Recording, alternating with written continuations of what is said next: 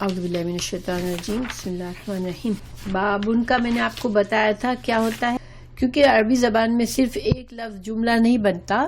بابن، ہاذا بابن، امام بخاری باب جو ہے وہ ہیڈنگز باندھتے ہیں اپنے کسی بھی ٹاپک کو، مین ٹاپک کو کتاب بناتے ہیں اور پھر اس کے اندر حدیثیں لاتے ہیں، اس باب سے اس کتاب سے ریلیٹڈ، اس مضمون سے ریلیٹڈ، اور پھر جو مختلف مسائل ثابت کرتے ہیں ان کی ہیڈنگ باندھتے ہیں۔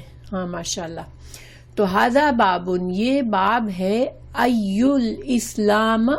اسلامی افضل، الاسلامی افضل، کون سا اسلام افضل ہے۔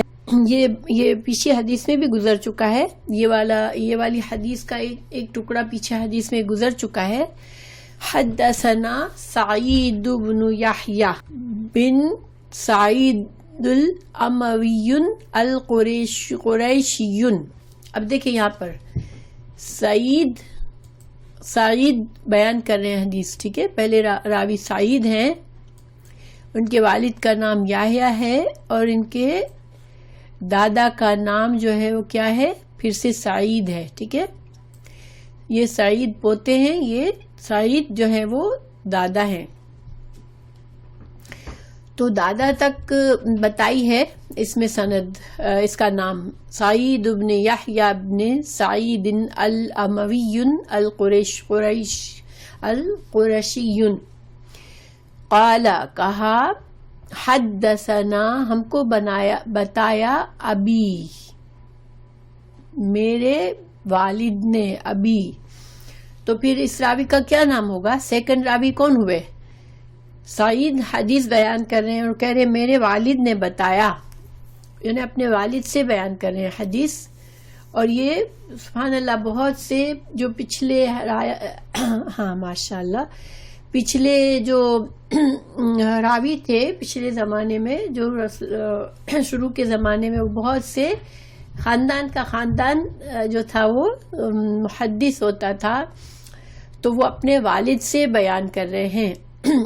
قال، انہوں نے کہا، حدثنا ابو بردہ بن عبداللہ بن ابی بردہ۔ اب یہاں بھی دیکھیں دوسرے راوی کو، یعنی پہلے راوی سعید ہوئے، دوسرے یحییٰ بن سعید ہوئے، یعنی باپ بیٹا ہو گئے۔ اب دیکھیں ابو بردہ بیان کر رہے ہیں ابن عبداللہ، ان کے والد عبداللہ ہیں، ابن، اور ان کے دادا کون ہے؟ ابی بردہ، اگین سے ابی بردہ، ان کے دادا کی بھی یہی کنیت تھی اور پوتے کی بھی یہی کنیت تھی، ٹھیک ہے۔ اور وہ بیان کس سے کرے؟ ان ابی بردہ۔ تو ابو بردہ جو ہے وہ کس سے بیان کر رہے ہیں؟ اپنے دادا سے بیان کر رہے ہیں، ٹھیک ہے۔ تو ابو بردہ اپنے دادا سے بیان کر رہے ہیں، ماشاءاللہ سمجھ میں آیا۔ حدثنا ابو بردہ بن عبداللہ بن ابی بردہ عن ابی بردہ۔ تو پہلا راوی جو تھے وہ باپ بیٹے تھے، اب دوسرے جو ہے وہ پوتا اور دادا ہیں۔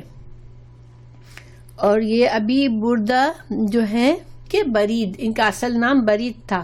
ابی بردہ ان ابی موسیٰ، یہ ابی موسیٰ اشعری ہیں، ٹھیک ہے، ابی موسیٰ سے، ابو موسیٰ اشعری رضی اللہ عنہ۔ قالو، اب یہ بتا رہے ہیں حدیث کے صحابہ کرام نے کہا، ٹھیک ہے، صحابہ کرام نے سوال پوچھا، قالو یا رسول اللہ ای الاسلام افضل، کون سا اسلام افضل ہے؟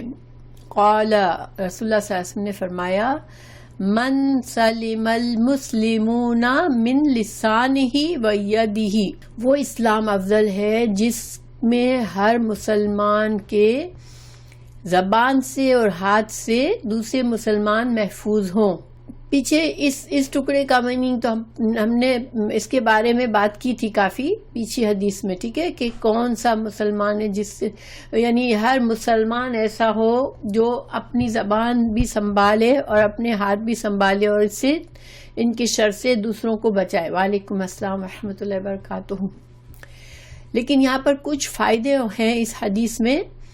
دیکھیں پیچھے جو تھا وہ سوال کی طرح سے نہیں تھی، پیچھے حدیث ایسی تھی کہ آپ صلی اللہ علیہ وسلم نے جیسے شاید خطبہ فرما رہے ہوں اور کہا کہ المسلموں، کامل مسلمان وہ ہے جس کے ہاتھ سے اور زبان، جس کی زبان سے ہاتھ سے لوگ محفوظ ہوں، اور یہاں پر باقاعدہ سوال کیا گیا ہے کہ افضل کون سا ہے۔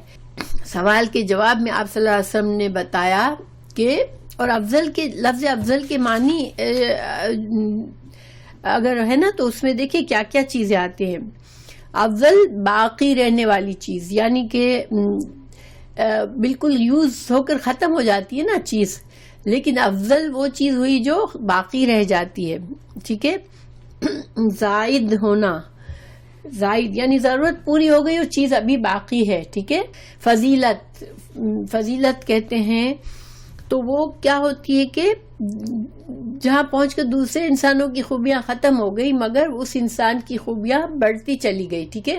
اس طرح اگر ہم دیکھیں تو اسلام میں فضیلت افضل اسلام کون سا ہے کہ دیکھیں دنیا میں جو بھی ادیان ہیں، جو بھی طریقے لوگوں نے جاری کیے ہیں دنیا میں، تو ان سب سے افضل جو طریقہ زندگی جو لوگوں کے ہیں، وہ سب کے طریقے جیسے اپنے میکسیمم کو، ان کی خوبیاں اپنی میکسیمم کو پہنچ جاتی ہیں اگر، لیکن اسلام کی خوبیاں باقی رہنے والی ہیں، یعنی وہ چلتی چلی جاتی ہیں۔ اسلام غالب آنے والا دین ہے، اور یہ غالب آنے والے دین کی کیا خوبی ہے، کس وجہ سے وہ غالب آنے والا دین ہے؟ تو اب سب سے پوچھا گیا کہ کون سی چیز ہے جو اسلام کو غالب کرنے والی ہے، ٹھیک ہے، کیونکہ یہ ایک فیکٹ ہے، قرآن میں بھی کہہ دیا گیا کہ اللہ کا دین غالب آنے والا ہے۔ تو یہ کون سی چیز ہے اسلام میں جو کہ اسلام کو سب پر غالب کرنے والی ہے؟ اور انشاءاللہ ہمارا ایمان ہے کہ قیامت کے وقت، قریب قیامت سے پہلے اللہ تعالیٰ اسلام کو ایک بار پھر سے غالب کرے گا۔ جب رسول اللہ صلی اللہ علیہ وسلم آئے اور اسلام پھیلا تو اسلام سپر پاور بن گیا تھا۔ حضرت عمر کی رضی اللہ عنہ کے دور میں اور دوسرے بعد میں بھی اسلام کی فضیلت بڑھتی گئی تھی۔ اسلام جو ہے وہ دنیا پر چھایا ہوا تھا، تو یورپ وغیرہ تو بہت پیچھے تھے اسلام سے۔ تو اسلام جو ہے وہ جیسے آج لوگ ویسٹرن کنٹریز کو دیکھتے ہیں نا کہ یہ ترقی یافتہ قومیں ہیں، یہ سب سے جیسے سپر پاور کہا جاتا ہے سب سے، تو اسلام جو ہے آپ صلی اللہ علیہ وسلم کے بعد غلبے پر آ گیا تھا اور ساری قوموں پر غلبہ تھا اسلام کا، اور پھر اسلام پیچھے ہٹتا گیا تو کس چیز نے اسلام کو پیچھے کیا تھا؟ آپ لوگ سوچ سکتے ہیں کہ کس اللہ کا جو دین جو غالب آنے کے لیے آیا وہ کیوں نیچے چلا گیا اور دوسرے ادیان جو تھے وہ اوپر چلے گئے، وہ سپر پاور بن گئے؟ ایسا کیوں ہوا؟ اسلام مغلوب، مسلمان بہت سی جگہوں پر مغلوب ہے آج، تو کیوں کیا ہو گیا کہ اسلام کے ساتھ جو جیسے ایمان انسان دیکھیں، اسلام امام بخاری پوری کتاب میں، کتاب الایمان میں یہ کوشش جاری رکھیں گے کہ وہ بتائیں کہ اسلام جو ہے، ایمان جو ہے وہ ایک جامد چیز نہیں ہے کہ تم نے کلمہ پڑھ لیا، تم نے دل سے کہا کہ میں اللہ کو مانتا ہوں، دل میں سوچا اور پھر کلمہ پڑھ لیا تو بس اب تم مسلمان ہو گئے اور تم اب غالب بن گئے، ٹھیک ہے، اب تم سب سے بہتر بن گئے۔ نہیں، یہ تو اسٹارٹنگ پوائنٹ ہے۔ پھر تم کو کچھ خصوصیات ہیں، جو اخلاق ہیں، کچھ عادتیں ہیں، کچھ کرنے والے کام ہیں، کچھ اصول ہیں، تم کو یہ سب اسلام نے بتائے ہیں، تم کو ان چیزوں میں آگے بڑھنا ہے آہستہ آہستہ، یعنی دل میں ایمان کا آنا ضروری ہے۔ دیکھیں کام ہمارے جتنے اچھے اخلاق ہیں، اچھے کام ہیں، اچھی یعنی جتنی بھی اچھی خوبیاں ہیں، وہ اللہ کے نزدیک قبول ہونے کے لیے پہلی شرط کیا ہے کہ آخرت کے اجر کے لیے پہلی شرط کیا ہے کہ دل میں ایمان ہو، زبان سے شہادت کلمہ ہو. ٹھیک ہے، یہ تو لازم ہے. لیکن اس کے بعد پھر اسلام کو کون سی چیز ہے جو اونچا کرتی ہے، کون سی چیز ہے جو اسلام کی خوبی کہاں ہے؟ صرف دل میں ہر مسلمان صرف کلمہ پڑھ کے بیٹھ جائے گا اور پھر وہ اس کی زندگی پر کوئی اثر نہیں آئے گا، تو پھر اسلام کی خوبی تو کہیں بھی نظر نہیں آئے گی نا، وہ تو اس کے دل میں ہوگی.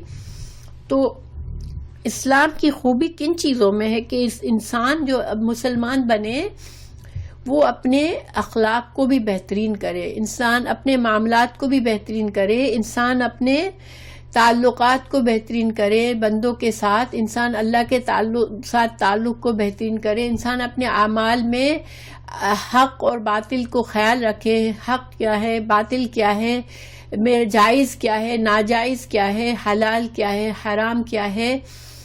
یہ ساری چیزوں کو جب انسان ہر چیز افیکٹ کرتی ہے، صرف کلمہ کہہ دینا نہیں ہے کافی. اب امام بخاری بہت زیادہ ہر حدیث میں کتاب الایمان میں یہ ایک نقطہ تو ضرور واضح کرتے ہیں کہ اسلام جو ہے وہ جامد چیز نہیں ہے. وعلیکم السلام ورحمۃ اللہ وبرکاتہ. کیونکہ رسول اللہ صلی اللہ علیہ وسلم کے بعد ہی فوراً سے آپ صلی اللہ علیہ وسلم کی زندگی کے فوراً بعد سمجھ لے کے آہستہ آہستہ یہ عقائد کے اندر تبدیلی آئی کہ کچھ گروہ بن گئے کہ اسلام صرف چونکہ آمانہ حمزہ میم نون کا معنی یہی ہوتا ہے کہ دل میں تصدیق کر لے انسان اور زبان سے تصدیق کر لے بس، تو یہ مسلمان ہو گیا. اب باقی اعمال کا اس سے کوئی تعلق نہیں ہے.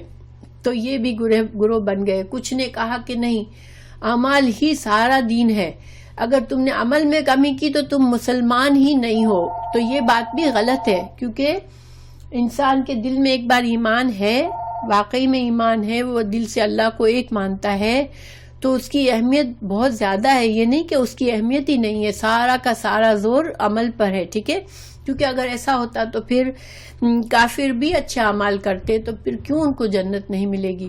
تو گویا کہ اسلام کو امام بخاری نے اس طرح سے پیش کرنے کی کوشش کی جیسے اسلام جو ہے وہ ایک درخت ہے. انفیکٹ رسول اللہ صلی اللہ علیہ وسلم کی حدیث میں شروع میں آپ کو میں نے بتایا کہ اسلام کو اس طرح سے سمجھ لیں کہ یہ ایک درخت ہے جس کی جڑ جو ہے وہ ایمان ہے. دل کے اندر کا جو ایمان ہے وہ اس کی جڑ ہے. جڑ جتنی مضبوط ہوگی اتنا زیادہ درخت جو ہے وہ مضبوط تنا بنے گا، اس کی شاخیں مضبوط پھیلے گی. لیکن اگر ایک درخت ہے جس کی صرف جڑ ہی جڑ ہے، اوپر سے اس کو کاٹ دیا جاتا ہے، تب بھی وہ فائدہ مند نہیں ہے.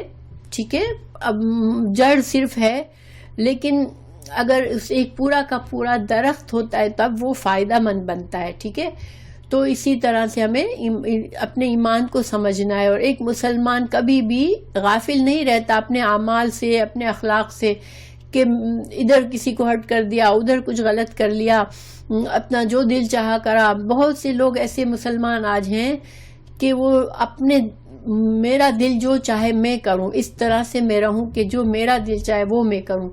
تو وہ بھی بہت خطرناک رویہ ہے، کیونکہ ایک مسلمان جیسے ہی اس نے کلمہ پڑھا، جیسے ہی اس نے اللہ کو مانا کہ اللہ میرا بڑا ہے، اللہ سب سے بڑا ہے، میں اللہ کا صرف ایک معمولی بندہ ہوں، تو پھر اس کے اندر یہ عقل رہتی ہی نہیں ہے کہ میں جو چاہوں وہ کروں. پھر وہ اپنے آپ کو عبد یعنی کہ غلام سمجھتا ہے، اور غلام کی کوئی حیثیت نہیں ہوتی، غلام کی اپنی کوئی مرضی نہیں ہوتی ہے.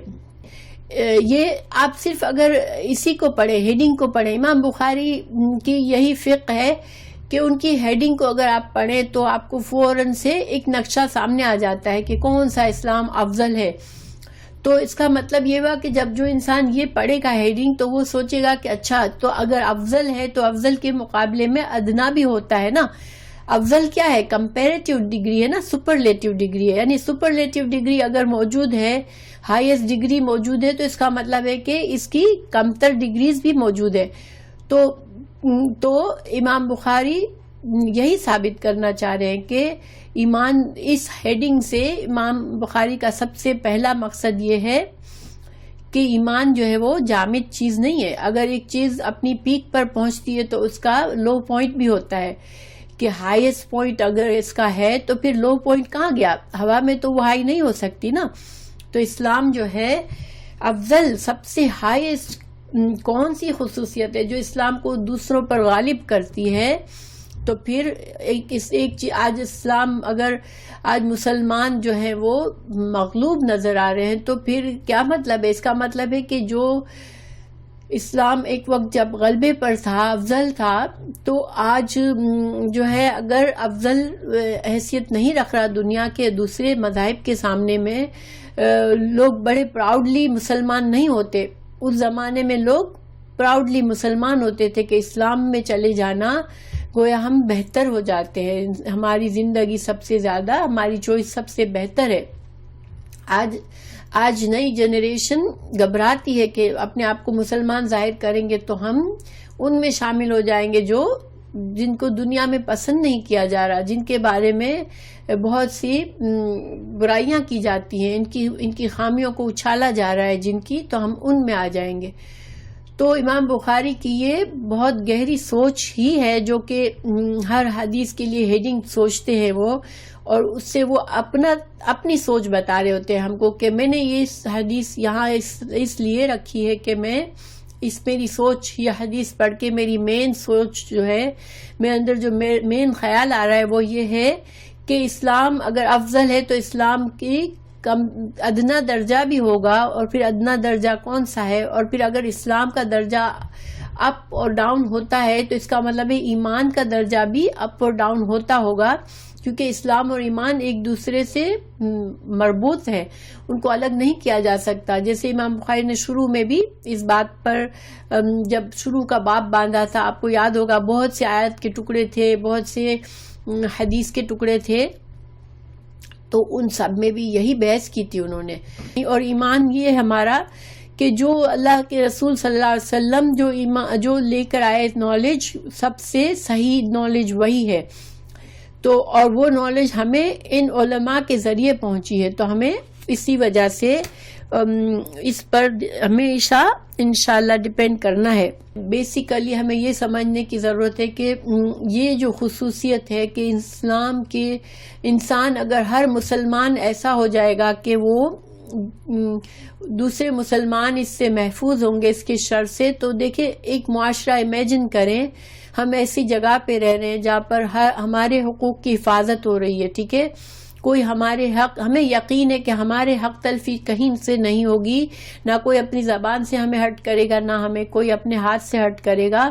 اور ہر مسلمان، اگر ہر فرد اس معاشرے کا، اس کنٹری کا ہر فرد اتنا محفوظ محسوس کرے گا، تو آپ بتائیں کہ وہ معاشرہ، وہ قوم جو ہے وہ غالب آئے گی کہ نہیں؟ کیونکہ کتنے لوگ اس کو صرف اس معاشرے کو دیکھ کے یعنی کہ رشک کریں گے اور اس میں شامل ہونا چاہیں گے کہ ہم بھی اس طرح رہنا چاہ رہے ہیں، ہمیں بھی یہ سکون چاہیے، ہمیں بھی یہ امن چاہیے، ہے نا. تو یہی ریزن تھی کہ شروع اسلام اسی طرح پھیلا تھا کہ جب مسلمان کہیں جاتے تھے، کسی ملک کو کانکر کرتے تھے، تو وہ تلوار کے ذریعے لوگوں کو نہیں کہتے تھے کہ اب تم مسلمان ہو جاؤ. سارے اس کے جو شہری ہوتے تھے وہ تلوار، ان کو فورس نہیں کیا جاتا تھا کہ اب ہم غالب آ چکے اس ملک پر تو تم مسلمان ہو جاؤ، لیکن لوگ اسلام کی خوبیوں کو دیکھ کے مسلمان ہو جاتے تھے. تو انشاءاللہ اللہ سبحانہ وتعالی ہمیں بھی ویسا اس معاشرے، آج کل کے مسلمانوں کو ایسا بنا دے کہ دوسروں کے حقوق کا اسی طرح حفاظت کرے جیسے اپنے حق چاہتے ہیں. ہم اپنا حق چاہتے ہیں نا، ہمیں چاہیے ہوتا ہے کہ ہمارے حقوق کا خیال کیا جائے، ہماری کوئی بے عزتی نہ کرے، ہماری چیزوں میں کوئی نقصان نہ کرے، ہمیں کسی طرح سے کوئی ہرٹ نہ کرے. تو اگر ہر مسلمان، ہر فرد اس کی ہم اسی طرح فکر کریں گے تو وہ معاشرہ اتنا بہترین ہوگا کہ وہ غالب آ جائے گا انشاءاللہ. تو ہم اگلی حدیث کی طرف چلتے ہیں. باب اطعام الطعام من الاسلام، کہ کھانا کھلانا جو ہے وہ اطعام کھانا، اطعام کھلانا، طعام کھانا، یہ فعل ہے، اطعام مصدر ہے ایکچولی، ٹھیک ہے، اطعام یہ مصدر ہے، کھانا کھلانا، ٹھیک ہے، الطعام کھانا، اور کھلانا ہوگا مصدر کیا ہوتا ہے؟ کسی فعل کا نام، ٹھیک ہے، لکھنا، کھانا، پینا، یہ کیا ہے؟ نام ہے، مگر کیا ہے؟ کسی فعل کا نام ہے۔ پھر جب میں کہوں کہ میں لکھ رہی ہوں تو یہ فعل بن گیا، کھانا کھانا کھانا، تو کھانا کھانا کیا ہے؟ یہ فعل نہیں ہے، فعل کا نام ہے، ٹھیک ہے، تو اس کو مصدر کہتے ہیں عربی میں۔ تو کھانا کھلانا من الاسلام، اسلام میں سے ہے، تو عین میم طعام آیا ہے، ٹھیک ہے، حمزہ کاف لا، اکلا سے بھی، اکلا کا اصل معنی ہوتا ہے کھانا کھانا، ٹھیک ہے، اکلا حمزہ کاف لام، عین حمزہ کاف لام، تو یہ جو ہوتا ہے وہ کھانا ہوتا ہے۔ لیکن جب کوئی کہے طعام، تو عین میم، تو طعام میں بہت زیادہ چیزیں آ جاتی ہیں۔ طعام میں انسان کو کھانا کھلانا، پانی پلانا، کسی چیز کا چکھانا، کسی کی ضیافت کرنا، اور کسی کو کوئی چیز دینا، عطا کر دینا کسی کو، کسی کی ضرورت کا خیال رکھنا، یہ ساری چیزیں یعنی کہ کھانے پینے سے ریلیٹڈ ہر طرح سے کسی کے ساتھ بہتری کرنا، یہ طعام میں آ جاتا ہے۔ تو طعام کا معنی زیادہ وسعت رکھتا ہے کھانے سے۔ تو یہاں پر صرف کھانا کھلانا نہیں ہے مقصد، یہاں پر یہ ہے کہ کسی کی ضرورتوں کا خیال رکھنا، کسی کو ضرورت مند کو کھانا بھی کھلانا، پانی بھی پلانا، اس کو جس چیز کی ضرورت ہے وہ عطا کرنا، یہ سب کا سب طعام آیا ہے۔ اور آپ صلی اللہ علیہ وسلم کی احادیث جو ہوتی ہیں وہ بہت جامع ہوتی ہے، یہ میں نے پہلے کہا تھا، آپ صلی اللہ علیہ وسلم جامع الکلام تھے۔ تو جب آپ ایک لفظ استعمال کرتے تھے تو آپ وہ لفظ استعمال کرتے تھے جس میں زیادہ سے زیادہ معنی ہے، تو اکلا کے بجائے طعامہ استعمال کیا کہ کھانا کھلانا اسلام میں سے ہے۔ یعنی باپ کا کیا مطلب ہوا کہ اگر ایک انسان مومن ہے، ایمان ہے اس کے دل میں، تو وہ دوسروں کو کھانا کھلانے کی خصوصیات اپنے اندر اپناتا ہے، وہ صرف اپنی حد تک نظر نہیں رکھتا بلکہ اپنے معاشرے میں دیکھتا ہے کہاں ضرورت مند لوگ ہیں، کوئی بھوکا نہیں رہنا چاہیے۔ اسلامی معاشرے میں جہاں مسلمان رہتے ہیں، اگر کوئی بھوک سے مر جاتا ہے تو وہ معاشرہ، پھر اس کا مطلب ہے وہاں کے مسلمان جو ہیں وہ، ان کا ایمان وہ نہیں ہے جو ہونا چاہیے۔ اسلامی معاشرے میں ہر انسان کی ضرورت کا خیال رکھنا دوسرے مسلمان پر فرض ہے، کیونکہ مسلمان سارے بھائی بھائی ہیں۔ تو ایک بھائی اگر بھوک سے مر رہا ہے، دوسرا بھائی جو ہے وہ عیش و عیاشی میں بزی ہے، تو یہ اسلامی معاشرے کے شعار میں سے نہیں ہے۔ تو حدثنا بیان کیا ہم کو عمر نے ابن خالد، عمر بن خالد نے بیان کیا، حدثنا لیث، ہم کو لیث نے بیان کیا، عن یزید ان ابی الخیر، انہوں نے یزید سے اور یزید نے ابو الخیر سے، عن عبداللہ بن عمر، عبداللہ بن عمر بن عاص سے، ٹھیک ہے۔ تو اس حدیث میں جو راوی ہیں زیادہ تر سارے مصری راوی ہیں اور بڑے یعنی بڑے نام ہیں ان کے، یعنی کہ مشہور راوی ہیں۔ انہوں نے عمر بن عاص رضی اللہ عنہ سے بیان کیا، ان رجلن، کہ ایک شخص نے سوال کیا، نبی صلی اللہ علیہ وسلم سے، ای الاسلام خیر، کون سا اسلام بہترین ہے، مسلمانوں میں کون سی چیز ہونی ایسی چاہیے جو کہ اس کے ایمان کو بہترین بناتی ہے۔ تو آپ صلی اللہ علیہ وسلم نے فرمایا، تطعم الطعام، کہ تم کھانا کھلاؤ، وتقرأ السلام، اور تم سلام کرو، علی، اس پر، من عرفتہ، جس کو تم جانتے ہو، یعنی تعارف سے، جس کو تم جانتے ہو، ومن لم، اور جس کو تم نہیں تعارف، جس کو نہیں جانتے ہو. یعنی کہ ہم لوگ کیا کرتے ہیں، کہیں محفل میں جاتے ہیں تو ہم عام ہر کسی کو سلام نہیں کرتے، ہم ان کو سلام کرتے ہیں جن کو ہم جان پہچان ہماری ہوتی ہے. لیکن یہ اسلام کا طریقہ نہیں ہے. اسلام میں انسان ہر مسلمان کو سلام کرتا ہے، اور چونکہ آج کل ہر مسلمان اپنے حلیے سے پہچانا بھی نہیں جاتا کہ وہ مسلمان ہے یا نہیں ہے، لیکن اگر ہمیں پہچان ہو جاتی ہے تو ہمیں سلام کر لینا چاہیے. ویسے تو دیکھیں پہچان ہونی چاہیے مسلمان کے. ایک مسلمان اگر اپنی حال حلیے سے پہچانا نہیں جاتا تو پھر وہ تھوڑا سا سوچنے والی بات ہے. ہاں انشاءاللہ میں اس پر بات کروں گی، افضل اور خیر کا فرق بتاؤں گی میں انشاءاللہ. ویسے افضل کا میں نے آپ کو بتایا تھا کہ غالب آ جانا، باقی رہنا. تو دیکھیں وہاں پر یہ مقصد تھا کہ اسلام، ہم اس طرح سمجھ سکتے کہ اسلام کب غالب آ سکتا ہے، کب دوسرے اسلام کے اندر بھلائی اور بہتری ہے، لیکن کون سی چیز ہے جو اسلام کو ٹاپ پر لے جائے گی. ٹھیک ہے، اور وہ امان جس معاشرے میں امن ہوگا، اسلام امن کا دین ہے، تو اگر اس امن کی خصوصیت کو تم پالش کرو گے، بڑھاؤ گے تو وہ غالب آ جائے گا، وہاں پر پھر اسلام غالب آ جائے گا. لوگ خود بھاگ کے اسلام میں داخل ہونے لگیں گے. اور یہاں پر خیر سے مطلب یہ خیر کا معنی ہوتا ہے شرف، بہتری، بزرگی، کرم. تو اس کا مطلب یہ ہے کہ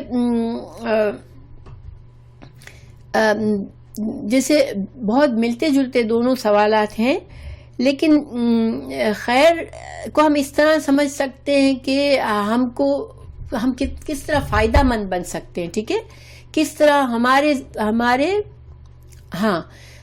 ایک مسلمان کس طرح فائدہ مند ہو سکتا ہے کہ اس کی موجودگی دوسروں کے لیے خوشی کا باعث بنے، دوسروں کو فائدہ پہنچائے.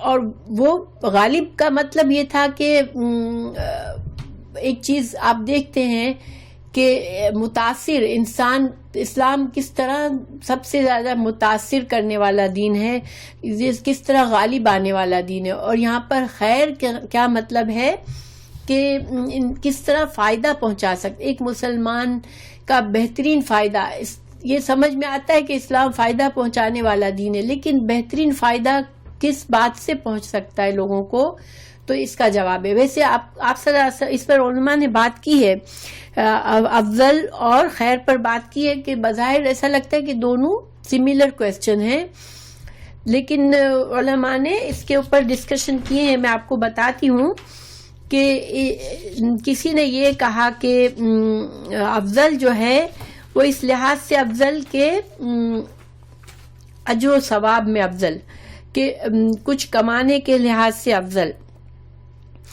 اور خیر جو ہے وہ صفات کے لحاظ سے. لیکن مجھے نا سچی بات ہے، مجھے بہت یہ جو ڈسکشن لکھی تھی کتاب میں، اس میں مجھے ذاتی طور پر بھی فرق واضح سمجھ میں نہیں آ رہا تھا. یعنی کہ ڈسکشن کی کہ اس پر جیسے افضل جو ہے وہ اجر کمانے کے لحاظ سے ہے، اور دوسرا جو ہے وہ صفت کے لحاظ سے کہ اچھی صفت کون سی ہے. تو مجھے جو فرق لگا وہ یہ تھا، دیکھیں میں بتاتی ہوں کہ افضل کے معنی میں تھا باقی رہنا، زائد ہونا، بڑھ جانا، غالب آنا. اور بہتر خیر کے معنی میں تھا کسی کو زیادہ شرف ہونا، یعنی عزت کے لحاظ سے، بزرگی کے لحاظ سے، کرم کے لحاظ سے.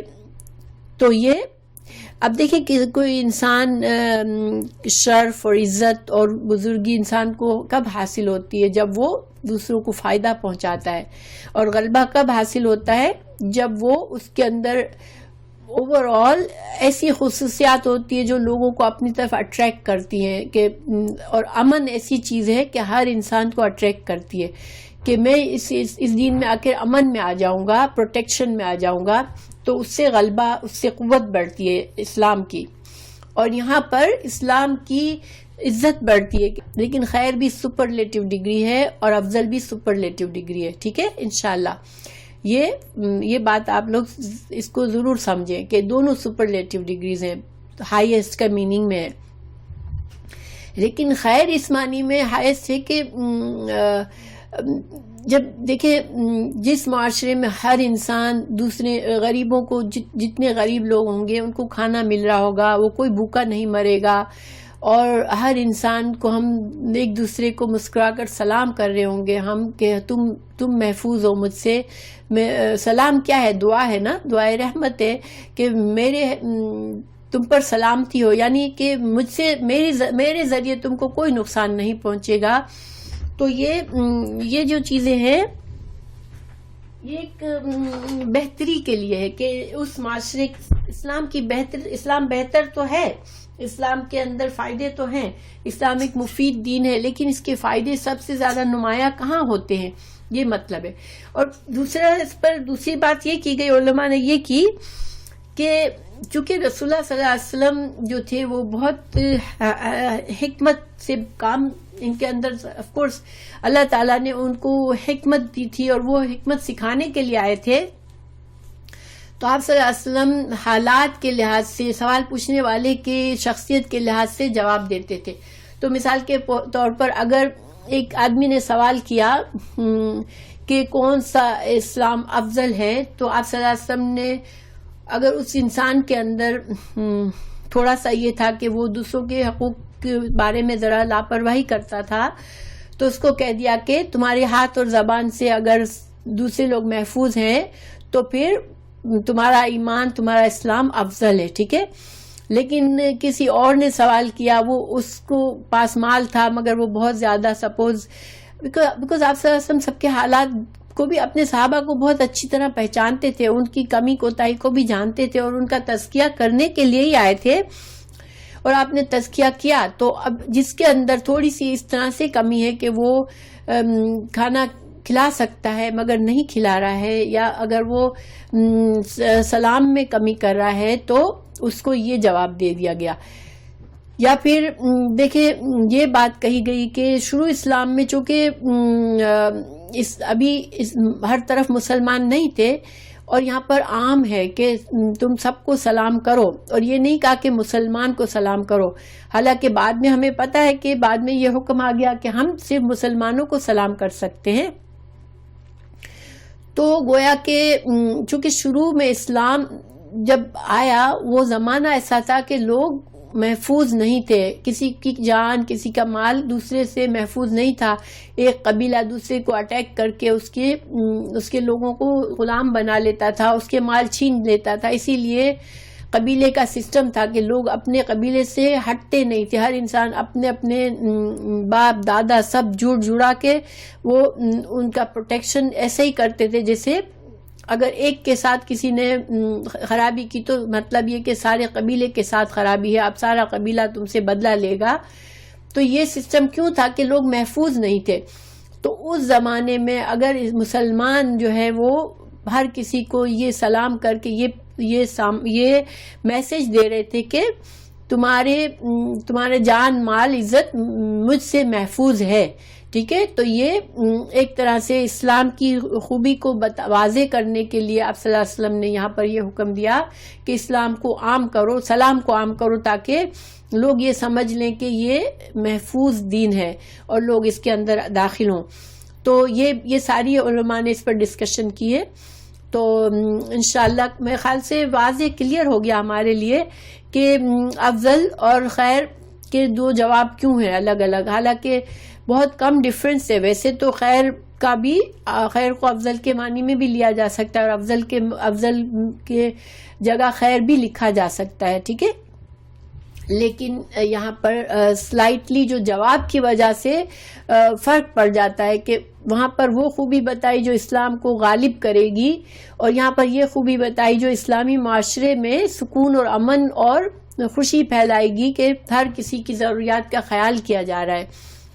تو الحمدللہ یہ تو ہے بہت ہی سمپل واضح میسج ہے کہ سلام کرنا اور کھانا کھلانا. اب کھانا کھلانے کے بارے میں قرآن میں بھی آیا ہے سورہ حدید میں کہ اللہ تعالیٰ نے فرمایا کہ مال کی محبت دل میں ہونے کے باوجود وہ کھانا کھلاتا ہے. کہ قرآن میں بھی اور حدیث میں بھی کھانا کھلانا یہ تو بہت ہی ایک ہم سب کو پتا ہے کہ اس پر بہت زور دیا گیا ہے. حالانکہ انفارچونیٹلی آج ہم بڑی بڑی دعوتیں تو کرتے ہیں مگر ہم کس کو بلاتے ہیں؟ جو ہمیں پسند ہوتے ہیں, جو معاشرے میں جن کا اسٹیٹس ہوتا ہے, جن سے ہمیں تعلقات مضبوط کرنے ہوتے ہیں. لیکن ہمارے 4 گھر چھوڑ کے کوئی غریب ہے جس کے پاس کھانا نہیں ہے تو ہمیں بہت کم ان کی معلومات ہوتی ہے. تو کھانا کھلانا کا مطلب یہ ہوا کہ ہمیں ہمارے آس پاس سے ہمیں بالکل غافل نہیں ہونا چاہیے. وَيُطْعِمُونَ الطَّعَامَ عَلَى حُبِّهِ مِسْكِينًا وَيَتِيمًا وَأَسِيرًا. نیک بندے وہ ہیں جو اللہ کی محبت کے لیے مسکینوں, یتیموں اور قیدیوں کو کھانا کھلاتے ہیں. دیکھیں یہ سب چیزیں آج اسلام کے شعار سے ہم بہت غافل ہیں. ہم دیکھیں کہ کوئی شادی میں اتنا خرچ ہو رہا ہے اور 4 گھر چھوڑ کے لوگ بیچارے یعنی کہ بھوکے ہیں, ان کے پاس جابز نہیں ہیں, ان کے پاس روزی کا ذریعہ نہیں ہے.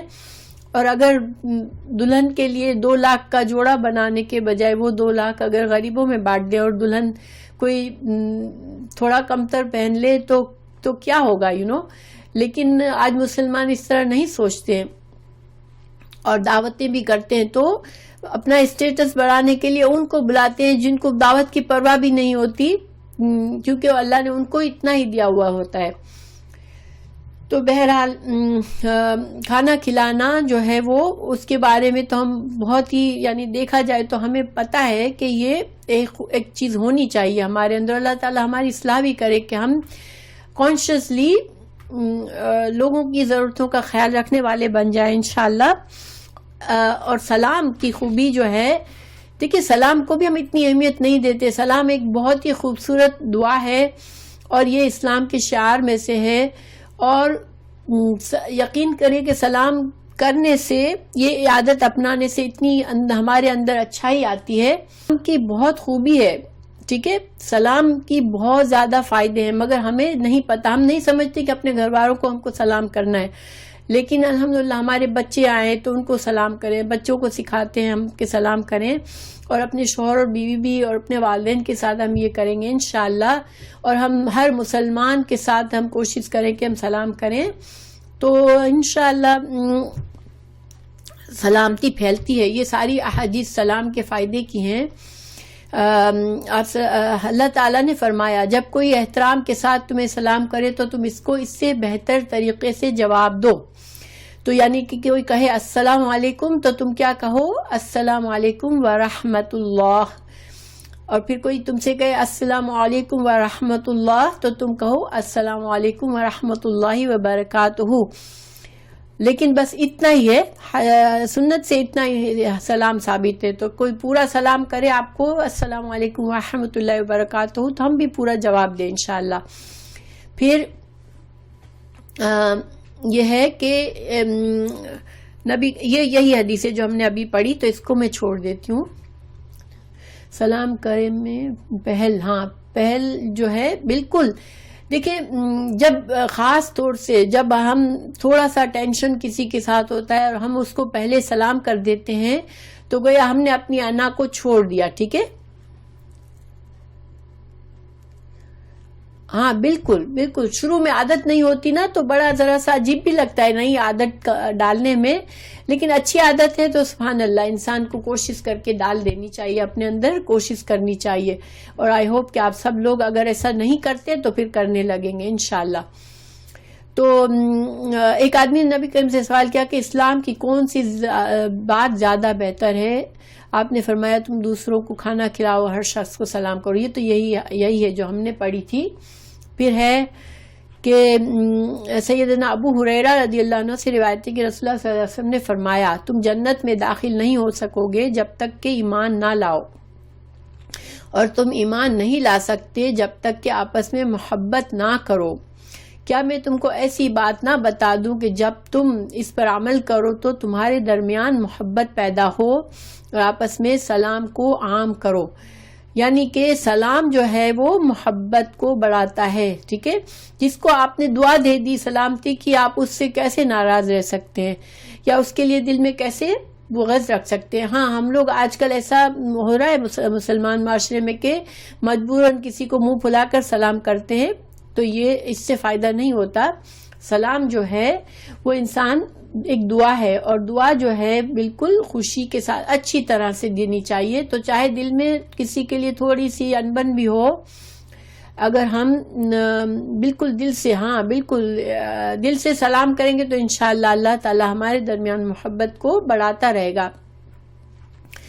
پھر سیدنا ابو امامہ رضی اللہ عنہ سے روایت ہے کہ رسول اللہ صلی اللہ علیہ وسلم نے فرمایا, اللہ تعالیٰ کے نزدیک سب سے بہتر وہ شخص ہے جو سلام میں سبقت کرے. سبحان اللہ. اور یہاں یہی مطلب ہے کہ جس کے اندر بہت انا نہیں ہے اور وہ امن اور پیس رکھنا چاہتا ہے مسلمانوں میں, اپنے بھائیوں سے محبت رکھنا چاہتا ہے, تو سلام میں پہل کر کے تم اجر و ثواب بھی کما لیتے ہیں. ہم اللہ سے نزدیک, دیکھیں کتنے معمولی کام ہے, لیکن اللہ سبحانہ تعالیٰ کی ذات جو اتنی برتر اور اعلیٰ ہے, سب سے بہترین, سب سے اعلیٰ, سب سے اکبر, سب سے بلند ہستی کے ساتھ ہمیں نزدیکی حاصل ہو جاتی ہے صرف سلام کرنے سے. تو سبحان اللہ. پھر ہمیں کیا چیز اس چیز سے روکتی ہے ہمیں. پھر سیدنا ابو ہریرہ, اور ان سب یہ میں نے پیج آپ کو بھیج دیا ہے. سیدنا ابو ہریرہ رضی اللہ عنہ سے روایت ہے کہ رسول اللہ صلی اللہ علیہ وسلم نے فرمایا, چھوٹا بڑے کو اور چلنے والا بیٹھے ہوئے کو سلام کرے, اور تھوڑے لوگ زیادہ لوگوں کو سلام کرے. یہ سب ایٹیکیٹس ہیں سلام کے, اور اس سے یہی ثابت ہوتا ہے کہ انسان جو بھی جس کا جو درجہ ہے اس لحاظ سے انسان ہم مسلمانوں کو عزت اور اکرام دیتے ہیں, اور چھوٹا اگر ہے تو چھوٹا بڑے کو سلام کرتا ہے. حالانکہ آپ صلی اللہ علیہ وسلم بچوں کو بھی سلام کرتے تھے. حضرت ابو ہریرہ رضی اللہ عنہ بیان کرتے ہیں کہ رسول اللہ صلی اللہ علیہ وسلم نے فرمایا, سوار پیادہ بیٹھے ہوئے کو اور کم تعداد والے زیادہ کو سلام کرے. تو پڑھ لی. اچھا, حضرت انس رضی اللہ عنہ سے بیان کرتے ہیں کہ حضرت انس رضی اللہ عنہ بیان کرتے ہیں کہ آپ صلی اللہ علیہ وسلم چند لڑکوں کے قریب سے گزرے تو آپ صلی اللہ علیہ وسلم نے انہیں سلام کیا. گویا آپ کی ذات کتنی بڑی بلند تھی, لیکن آپ جو ہیں وہ بچوں تک کو سلام کرتے تھے. اور آپ صلی اللہ علیہ وسلم انصار کی ملاقات کے لیے جایا کرتے تھے اور ان کے بچوں کو سلام کیا کرتے تھے اور ان کے سروں پر ہاتھ پھیرا کرتے تھے. اور سیدنا انس بن مالک رضی اللہ عنہ سے روایت ہے کہ انہوں نے کہا, اے اللہ کے رسول, کیا ہم میں سے بعض کو جھک کر ملے؟ آپ نے فرمایا, نہیں. ہم نے کہا, کیا ہم میں سے بعض کو گلے ملا کریں؟ آپ نے فرمایا, نہیں, بلکہ مصافحہ کیا کرو. مگر اس کا یہ مطلب نہیں ہے کہ ہم گلے ملنا برا ہے, گلے سے لگنا برا نہیں ہے, لیکن اسلام کا اگر جیسے ہمیں کیا ریکوائرمنٹ ہے اسلام کے لحاظ سے, کس چیز کی تعلیم دی گئی ہے کہ مصافحہ کیا جائے, اور آف کورس مرد سے اور عورت سے کرے. مرد عورت ایک دوسرے سے مصافحہ نہیں کریں گے اور سلام کریں. ٹھیک ہے, گلے میں ملنے کی پابندی نہیں ہے, مگر یہ بھی نہیں ہے کہ انسان گلے سے نہیں مل سکتا. ہم اپنے بعض اوقات بہت دنوں سے کسی سے نہیں ملے ہوتے ہیں اور پھر ملتے ہیں تو ہمارا دل چاہتا ہے کہ گلے لگے ایک دوسرے کے, تو اس میں کوئی خرابی نہیں ہے. پھر سیدنا البراء رضی اللہ عنہ سے روایت ہے, رسول اللہ صلی اللہ علیہ وسلم نے فرمایا, جو دو مسلمان باہم ملاقات کریں اور مصافحہ کریں تو قبل اس کے کہ وہ جدا ہوں ان کو بخش دیا جاتا ہے. سبحان اللہ. دیکھیں اتنے چھوٹے سے عمل کے لیے کتنا بڑا اجر و ثواب. اللہ تعالی ہمیں سمجھنے, سوچنے, عمل کرنے والا بنائے, کیونکہ علم تو حاصل ہوتا ہے, لیکن ہمارے اندر یہ کمی ہے کہ ہمارے اندر عمل میں نہیں آتا. اللہ تعالی ہمارے اعمال میں ہر اچھی چیز کو, ہمیں اسلام کی ہر اچھی چیز کو ہم پہچانیں, اس پر سیکھیں اور اس پر عمل کریں انشاءاللہ. اور اللہ سبحانہ تعالی ہمارے اعمال میں اضافہ بھی کرے, ہمارے اچھے اعمال میں ان کو قبول بھی فرما لے. آمین.